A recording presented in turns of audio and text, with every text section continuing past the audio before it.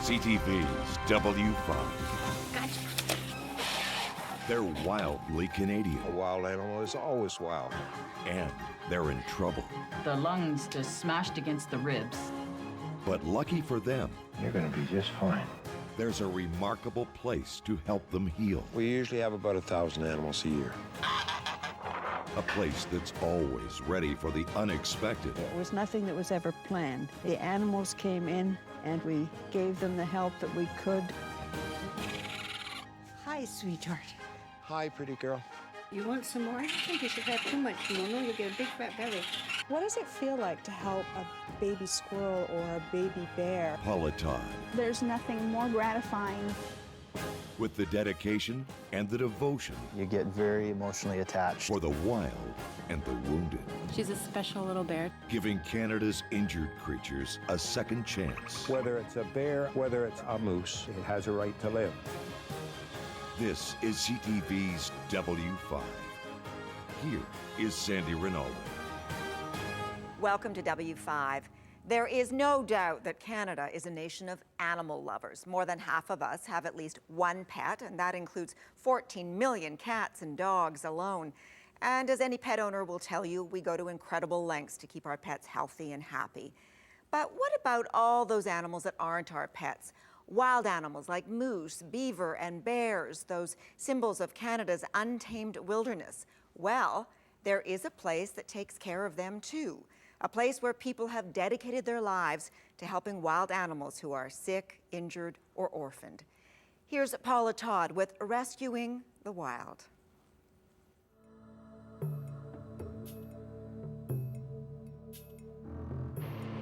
It's early evening on a quiet stretch of highway near the central Ontario town of Beaverton.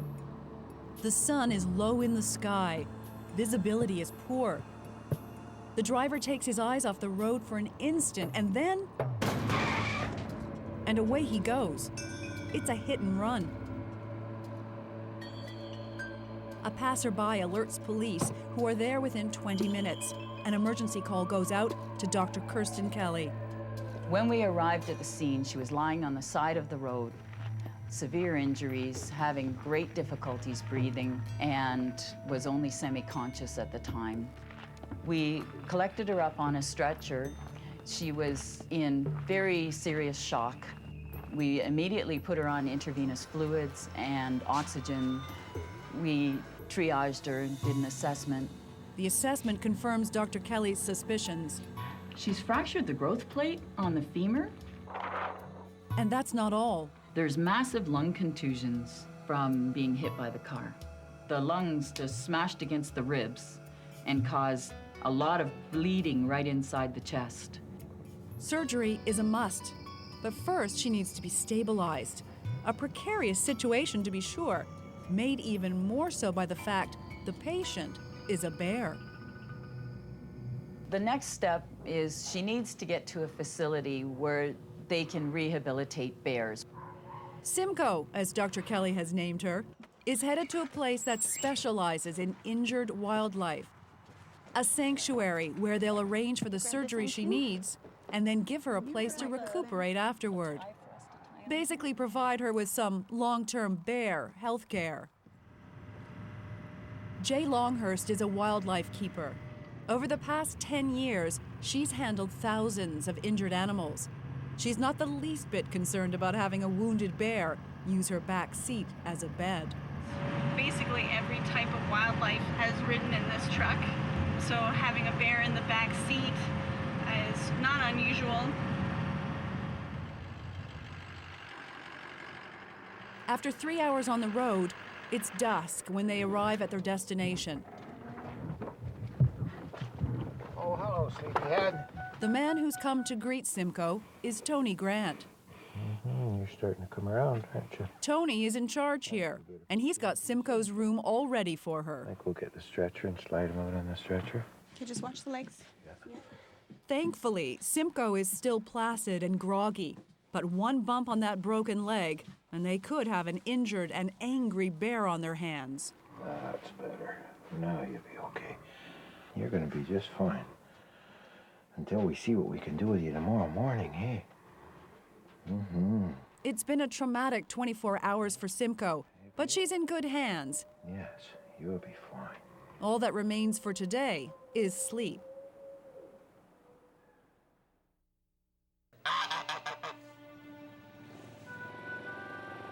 "10 hours later, and Simco's just waking up, seemingly unfazed by her surroundings. She doesn't even seem to notice this isn't a private room. She's sharing the space with baby raccoons, baby squirrels, and a wounded dove.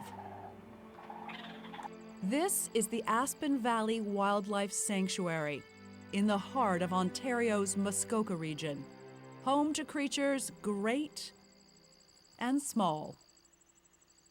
Trees that were in the valley here. You name it, Tony's treated it. For the past 16 years, he's been the manager here at Aspen Valley. Aspen trees. What is the main focus of your work here at the sanctuary? Primarily, we look after orphan and injured animals and release them. How many animals do you think you've had here? We usually have about 1,000 animals a year. 1,000 animals a year. Yeah, that's from mice to moose. Like Lucy, this month-old orphan moose. Then there's an owl. A friendly 7-year-old timber wolf. Even an albino raccoon. They're usually deaf and blind and usually something internally wrong, plus the color. Could an albino raccoon even survive out in the world? He can never be released in the wild because he has no camouflage whatsoever. We do get strange animals like this.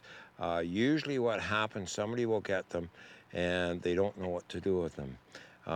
Most places will tell you to put them down. But why put an animal down when it can be saved? Take, for example, this Eurasian lynx named Banshee. After a brief career appearing in TV commercials, she was supposed to be euthanized. But a worker on the production crew didn't want to see her die. So this woman acquired it. As a pet? As a pet. A wild animal is nothing to do with like a domestic animal. A wild animal is always wild. Once wild, always wild. Hi, pretty girl. Hello. Hello, sweetie. Hello, pretty girl. Hello, Come on. That especially applies to the one truly exotic animal here, an 8-year-old African lion. Show off. Oh, yeah, you're a show off. Yeah, you're Sabira is her name. She arrived at the sanctuary when she was just 2 months old. Yeah. Do you want to show them how you run? You want to show them how you run? Go on. We got a phone call from British Columbia, and this young girl had bought at an exotic animal auction this little wee 2-pound lion. Little cub? A little female. She took it home to her apartment. Oh my gosh. This isn't the place for them. I'm sure her landlord wasn't overly pleased, so she didn't have it very long. When no zoo would take her, Aspen Valley agreed to give Sabira a permanent home. And while they take in nearly every wild animal imaginable, their specialty is bears. In fact, Aspen Valley is the largest rehabilitation center for black bears in the world. Bears like Mama Bear. 16 years ago, she and another bear had their teeth and claws removed by a hunter in Michigan. Why would anybody do that to a bear? Because what they were doing was had them in this 20 by 20 enclosure, and they were throwing dogs in, hunting dogs in at them. They were teaching dogs how to hunt bear. What they were really doing was destroying two beautiful bear and teaching the dogs that bears don't have teeth and claws. Now, Mama Bear, can she ever be released into the wilderness? When you have no teeth and no claws, you don't do too well. You betcha. So no, she can't. But some people say, you know, that animals get injured. Some animals are abandoned. That's what nature intended. And you're just getting in the way. Are we getting in the way? No, we're just correcting what human beings are making a mess of. And while Mama Bear is one of the 22 animals who will live out her days at the sanctuary, the vast majority, including the most recent arrival, Simco, are here just long enough to get healthy. This morning when she was brought out, we weren't really sure whether she had 1 or 2 broken legs and possibly a bruised lung. Amputating one of Simco's legs is a serious possibility. They've done it to bears here before. This bear cub had her front right leg amputated while at the sanctuary, and she was successfully released to the wild. But if any bear suffers 2 broken legs, well, that's another story. I would likely put it down. It's not fair to the animal, only because on 3 legs they're fine. They can go do anything they want. Get one where you only have 2 good legs and 1 half good leg, we'll say, that's not fair. So does Simco have 1 broken leg or 2? Here's where we'll find out. The Parry Sound Animal Hospital. On an almost weekly basis from early spring to late fall, the staff here donate their time, helping injured animals from the sanctuary. 1, 2. First up for Simco, some new x-rays. Before we get any more awake, we'll put you to sleep. The x-rays will determine Simco's fate. 1 broken leg, and they operate. 2 broken legs, and she'll have to be put down.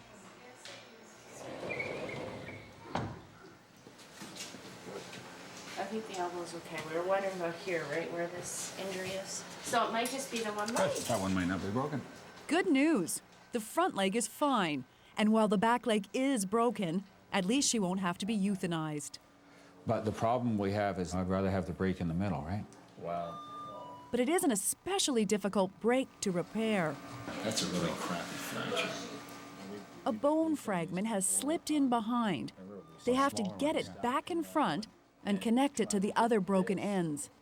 To come around like that, right? We can donate our time. Can't speak for somebody else. For Dr. Ian White and his colleague, Dr. Peter Jones, Would that be the smarter way to go? Well, it's the smartest way to repair it. it's a highly challenging procedure. On a scale of 1 to 10 for us, this is a 10 to 11 for what we are typically comfortable doing. The problem with pins, It's time to break out the textbooks. They're going to need some time to study up it's got like a friction fit. and determine what supplies they'll need for 4 hours of orthopedic surgery. Like, you can't use a plate like this because you're limited to how many you can put below the fracture site, right? Simco is one lucky bear. Thanks to the Wildlife Sanctuary, she's getting the best possible care. That might work.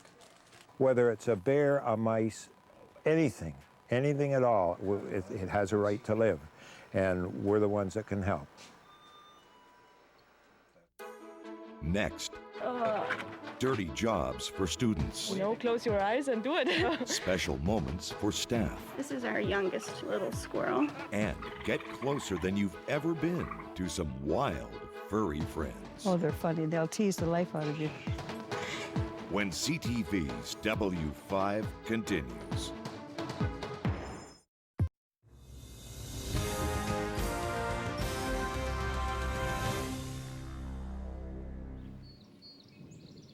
It's the break of dawn on Sunday morning at Aspen Valley Wildlife Sanctuary. The only light on for miles is here in this barn where breakfast is already being served. This is our naked alien, our youngest little squirrel.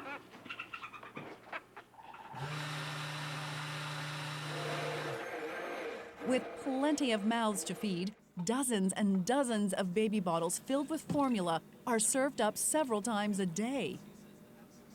First thing in the morning, mid-afternoon, and we're in here at 10 o'clock at night.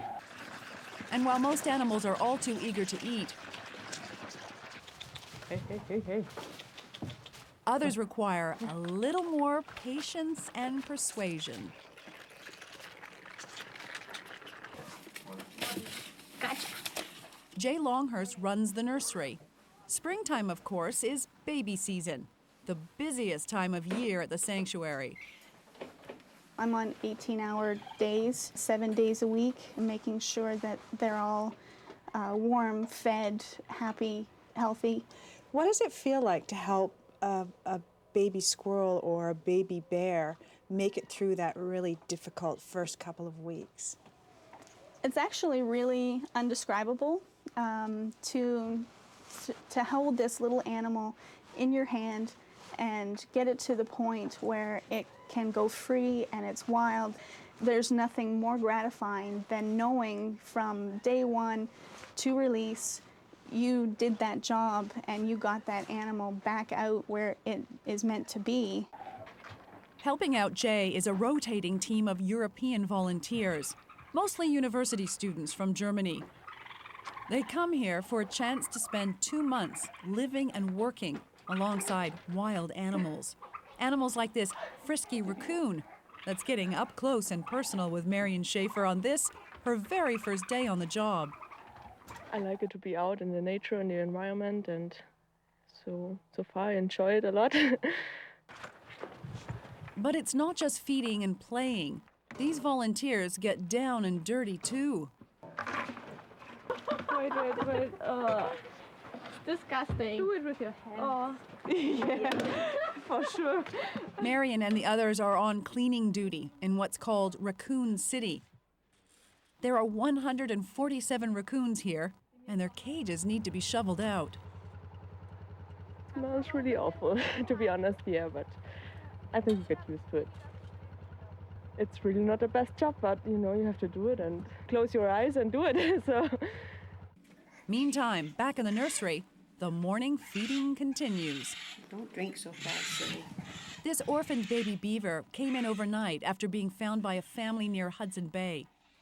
His name is Denzid, and he's been assigned a very special caregiver. You want some more? I don't think you should have too much, no, you'll get a big fat belly. Yeah. Audrey Tournay is the founder of Aspen Valley. She started it in 1971 when a conservation officer asked her to take care of a baby raccoon. In those days, in the early 70s, there wasn't that much rehabilitation. There wasn't even a proper word for it. So it just sort of happened, and it grew and it grew. Audrey, how do you go from caring for just a couple of animals to a sanctuary? It was nothing that was ever planned. It simply, the animals came in, and when they came, we gave them the help that we could, and we learned, and it simply grew. And you do it one animal at a time. At 78 years of age, Audrey is no longer involved in the day-to-day work at the sanctuary, except when one special species arrives. What is it that you love about beavers so much? Because beavers are extremely intelligent animals. They come up, they'll sit on your knee, they'll put their head against yours, they'll spend time. They're also, oh, they're funny. They'll tease the life out of you, too. But some people think that beavers and raccoons they're just pests. What do you say to them? Well, they're wrong to begin with, because I have raised dozens of them for over 35, 40 years. I have never been bitten by a beaver. I've never been attacked by a beaver. Nothing. They are extremely intelligent animals and gentle. Beavers like this one. Maple came to the sanctuary 2 years ago as an orphaned infant after her family's beaver lodge was destroyed. Today, she's being released into the lake where she was found. One of 38 beavers released by Aspen Valley in the past 8 years. And remember Denzid, the baby beaver Audrey welcomed in the spring? Well, it's 4 months later now. Hi, sweetheart. And Denzid is growing fast, living in this makeshift pond. Thanks to Audrey's intervention, he's getting a second chance for a long, healthy life. A long, healthy life.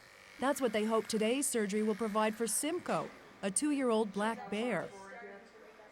She'll undergo orthopedic surgery on her rear left leg, a leg destroyed when she was hit by a car. Dr. Ian White and Dr. Peter Jones will conduct the surgery. When bones are broken and they overlap each other, the muscles will contract. And you've got to stretch that back out to fit the pieces back on. And we're dealing with an animal with as much muscle as a bear. When that leg contracts, it's really difficult to get it back. Anywhere else, orthopedic surgery like this on a bear would cost about $4,000. But the vets are donating their time and facilities today, just as they always do when Aspen Valley comes calling. See, this piece right now, instead of being there, is here. Dr. White will make the incisions and direct the surgery. The plan is to attach the broken bone fragments to a metal plate. But first, they have to stretch out the bear's massive leg muscles so the bones line up properly. It requires brute strength. They take turns pulling on the leg, and sometimes even pulling on each other to gain greater leverage. Just don't let go or I'm gonna go straight back and land on my back. Just a steady pull, you know. You can't do it in one stretch. It's just a... Despite all the effort, the leg is barely budging. Did you want to put a pair of gloves on and hold this end, Peter? Because I'm losing my hand strength here. Time for Dr. Jones to take his turn pulling, while at the other end, Dr. White tries prying the bones into place. It's slow, grueling work, and they don't seem to be making much progress. Why can't that come over? This close split needs a half-inch shift. It's now 12:15. They started all this pulling and prying more than 2 exhausting hours ago. I can't see what you're seeing. But watch carefully. Finally, at long last, you can see the crucial bone pop into place. There, that's it. There she is. She's in there now. An enormous sense of relief fills the operating room. But their work isn't done yet. It's time to get out the power tools. Dr. White drills holes into the fractured bones. Easy, go slow. Just because my finger's going to be in there somewhere. And then carefully twist the special sterile metal screws into place. We like to get the screw through both sides of the bone. Right. So we get twice the anchor. Okay, yeah, now you're through. Gotcha. Those screws attach the bones to a metal plate, which will hold it all together. Okay, where do you want the next hole? I want it at the distal, or through this condom. It takes another 90 minutes, but finally, it's time to stitch her back up. The nearly 4-hour operation is a resounding success. That's what it should look like. That's a great repair. The new X-ray confirms the bone is straight and secure, just as Tony hoped. Oh, it's absolutely excellent. It's a brand new, complete repair. And the doctors expect a full recovery. We're starting to get better. Run away. Climb trees. Live happily ever after. Do what bears do. It's less than an hour after surgery, and Simco's already back at the animal sanctuary. There's no better place for her to recuperate. Hi. Hi, hi, hi. How are you? How are you? You pretty girl? You pretty girl? You're gonna be okay. Yeah, sure. She'll spend the winter here, hibernating in the barn. By next spring, her leg will be completely healed, and she'll have bulked up enough to return to the wild. There's a life that can go on. And yeah, I do get very excited over it. It's nice to see. It really is. Next, a dangerous and remarkable rescue. If she goes any higher, then I gotta go up after her. How to bring a frightened bear up 20 meters in a tree, back down to the ground. When CTV's W5 continues.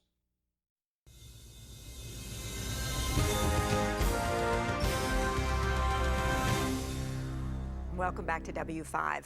We've seen the incredible lengths the staff at the Aspen Valley Wildlife Sanctuary have gone to in order to save Simco the bear. She's just one of 1,000 wild animals they rescue and help every year. And as you're about to see, sometimes getting to animals in need is not easy. Here again is Paula Todd.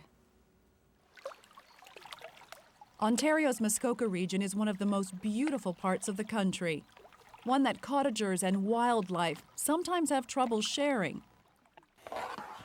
No one knows that better than Ben Cox, a bear caretaker for the Aspen Valley Wildlife Sanctuary. Ben's task today, rescue this small black bear who's climbed up a tree and is unnerving the locals. If she stays there, we're in pretty good range, but if she goes any higher, then I gotta go up after her. Right now, the bear is about 10 meters or 30 feet up. Somehow, Ben needs to sedate her and bring her down. First off, he uses what's called a jab pole, basically a long stick with a needle on the end. The jab pole didn't work, and the bear is spooked. She scurried to the top of the tree. That's 20 meters or 65 feet up. Ben has no choice. Now he has to go up after her. Pretty much all go up. Sometimes they get caught up in the tree. We go climb up and catch them and bring them down. He makes it sound easy, but getting a bear from atop a 65-foot tree is no simple task. This time, Ben will try using a blow dart with the sedative on the end. And of course, he needs to get within range. So up the tree Ben goes. But he can't climb as quickly as the bear. Jay, do you see where he is? Eventually, about 50 feet up, Ben gets into position for a clear shot with his blowpipe. Success! The bear has been sedated. Now, to get her out of the tree. It's hard to see, but way up there, Ben is cradling the sleeping animal in his arms. Instead of trying to carry her to safety, he's going to throw her down.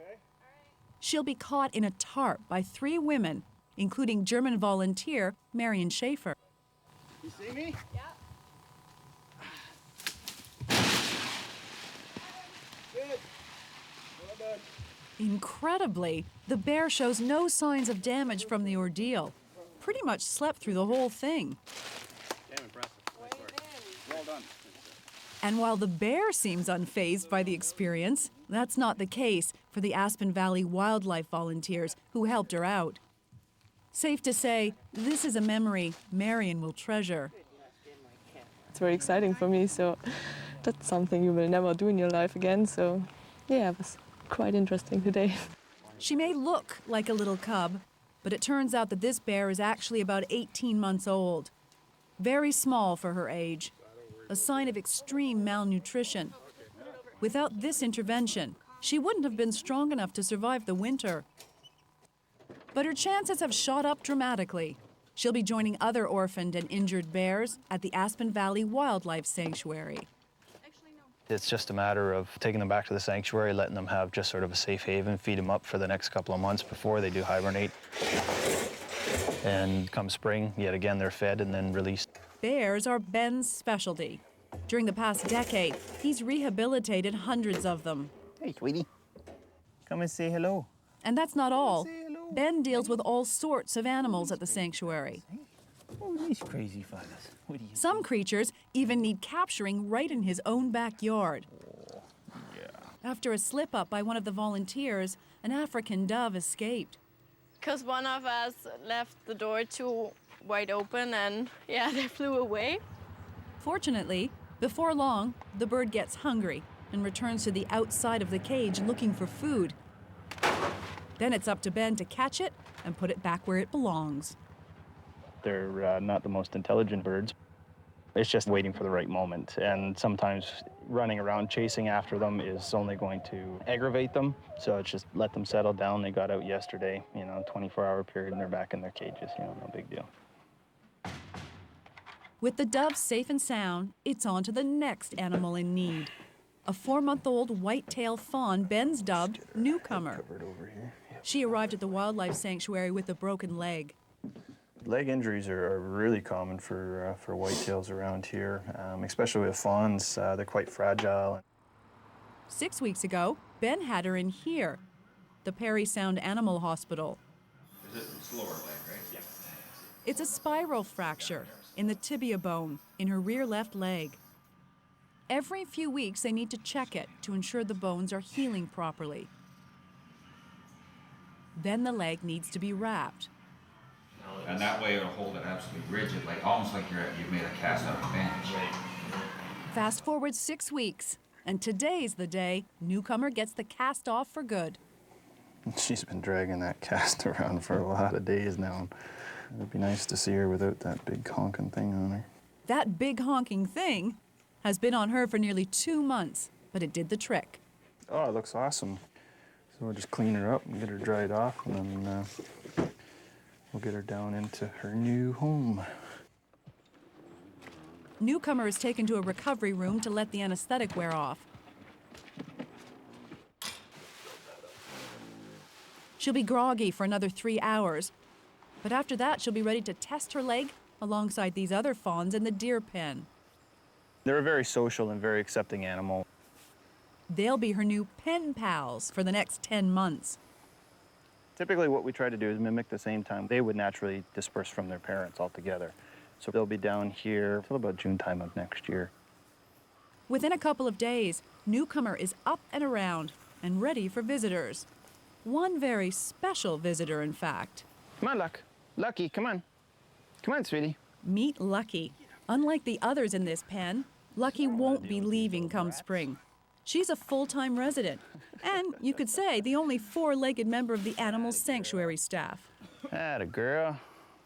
The whole reason why her name is Lucky is because she was lucky to be found when Mom got hit by a car, and she's with us today still. When Lucky was orphaned as a 1-year-old doe, a Northern Ontario family took her in. She was raised more like a family pet than anything. Unfortunately, she wasn't integrated with any of her own kind, and she became very tame. Too tame to be released into the wild, so she was brought to live out her life here. But she has to earn her keep.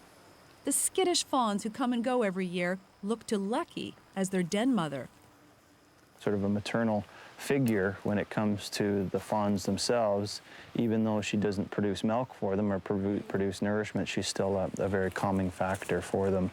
And it just allows them to realize that there is an adult in the area, which just makes it a little bit easier for the fawns to exist here. Soon, Ben is off to the next task. His work here never ends, but he's not complaining. If you had a chance to tell Canadians one thing about the sanctuary and the work that everyone's doing here, what would you want them to know? To tell Canadians just to, stop and pay attention a little bit. Just take the time and watch that squirrel on the road. Just don't think of it as being bothersome because it's hiding nuts in your storage shed or something like that. It's survival. That's what that animal is trained to do. It's just stop and pay attention. Once you start paying attention, then it'll all fall together and they'll understand what we're doing. Walking through the forest, down the trail we go. When the working day is finally done, the best way to unwind here is singing songs and baking bread by the campfire. For these German volunteers, this is yet another classic Canadian experience.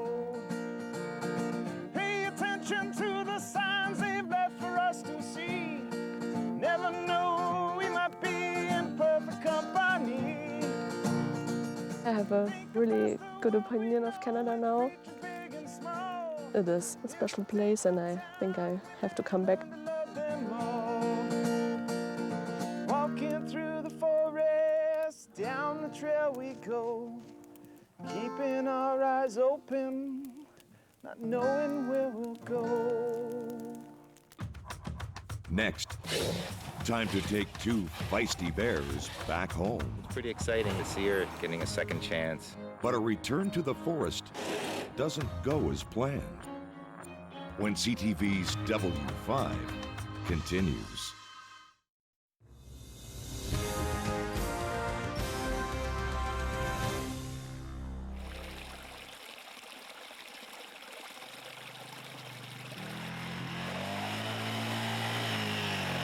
It's moving day at the Aspen Valley Wildlife Sanctuary. A pair of black bears will soon be back where they belong, in the woods. Seeing the animals at the sanctuary, in a confined space, they just don't have the room. But when they're out in the vast wilderness, that's when they become a bear.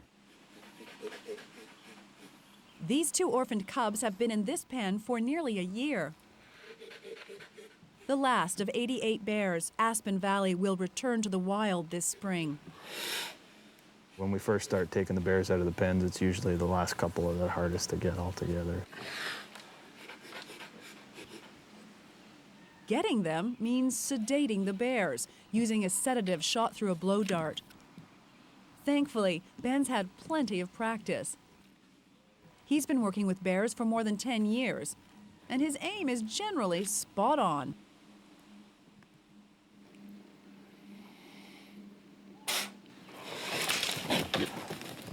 A direct hit. One down, one to go.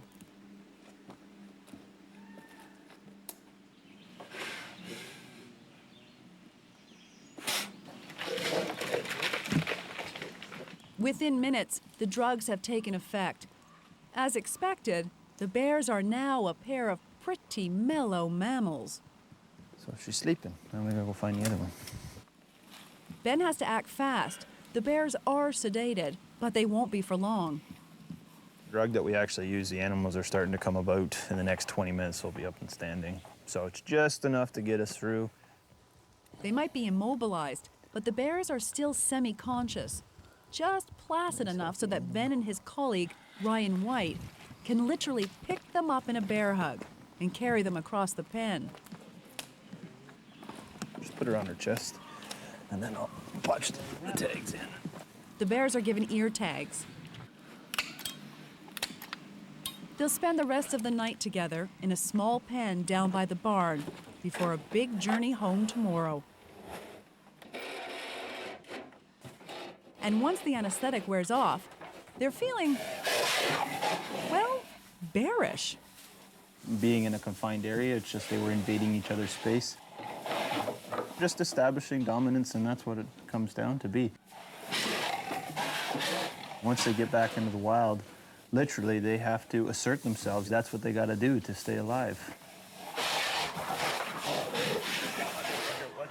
But soon the fighting becomes too much, and it's time for Ben to intervene.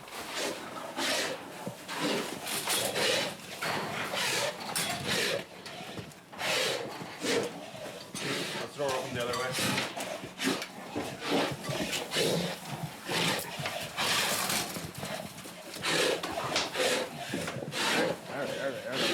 With up to 1,000 animals to care for each year, the staff try not to get too attached. There are exceptions, of course, and this bear is one of them. Her name is Phoenix. Phoenix, you're not very nice. You're quite the mean little girl, aren't you? Watch your back. Phoenix wasn't always this feisty, but her new attitude will serve her well when she's released into the wild.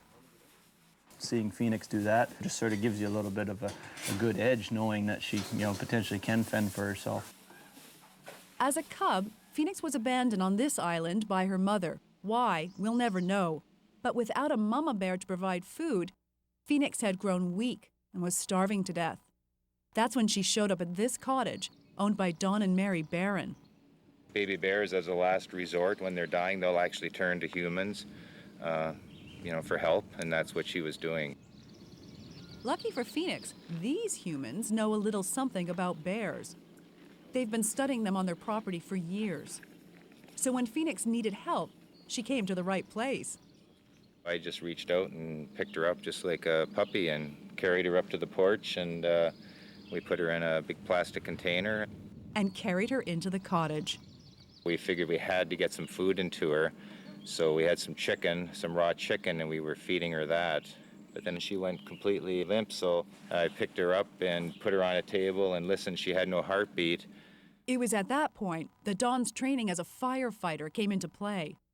I basically just started doing CPR on her. And then after about 2 or 3 minutes of CPR, I put my ear to her chest and I could hear the heart starting, and then I was looking into her eyes and I could just see that she was starting to focus on me. And all of a sudden she just let out a big yelp and sprang back to life. It was emotional, very emotional. Thankfully, someone had told them previously about the sanctuary. We had heard of Aspen Valley, and we got a hold of Ben and we drove her out to his house. They brought her to my doorstep, and the first night, actually, Phoenix spent the night in my bedroom because she was actually so frail at that point in time. We were just trying to get her body temps up and trying to get her back in an overall good condition. And after that first night, she was off to the races.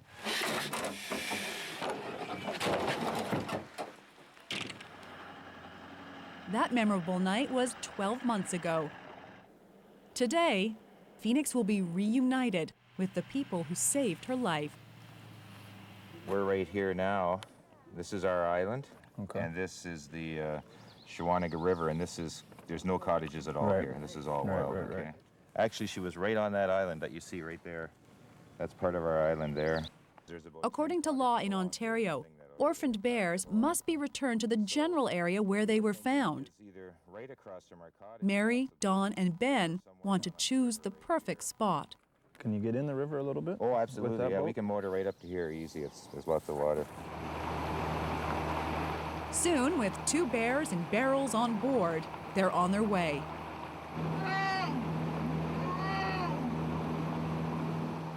In search of the perfect stretch of shoreline to safely release their cargo.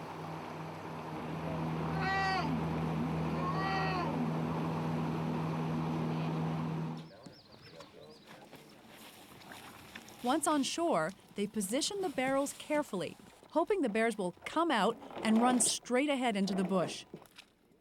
You're good there. I'm going to try and get them to go that direction. You ready? Yes. You ready? Oh, yes.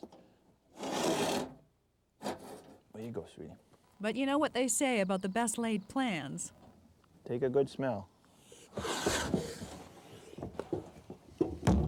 It seems no one told the bear which way to run. See? The unexpected. But soon, the bear is perfectly at ease, She's totally relaxed. even stopping to eat some berries. Now, it's Phoenix's turn. A bittersweet moment for Dawn and Mary. It's pretty exciting. It's a little emotional, but it's pretty exciting, to see her getting a second chance. She's a special little bear to us. If you have that closeness with these animals that you've rescued, how do you let them go? In the first year, you don't want to. You get very emotionally attached. You just hope for the best, knowing that they have so much more to learn than what we can offer. They've got to be out on their own to do it. It's just like kicking your kids out when they're 18. It's time. Bye, Phoenix. Have a happy, safe life. See you later, sweetie.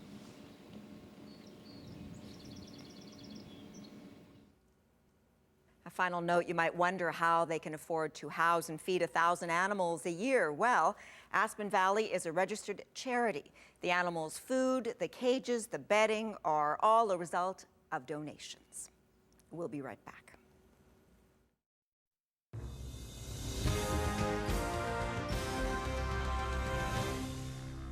Welcome back to W5 and a look ahead to our next edition. This is just wrong, wrong, wrong. They're ripping up private property. They can take up to 10,000 tons of earth. And it's all legal. I can't protect it. There's nothing I can do. Just who? That's my property. Owns what? It could be a major discovery. W5 unearths what's really at stake. What we're doing is protecting our rights. The wildlife and the fish, they would be finished. Could your piece of paradise be next?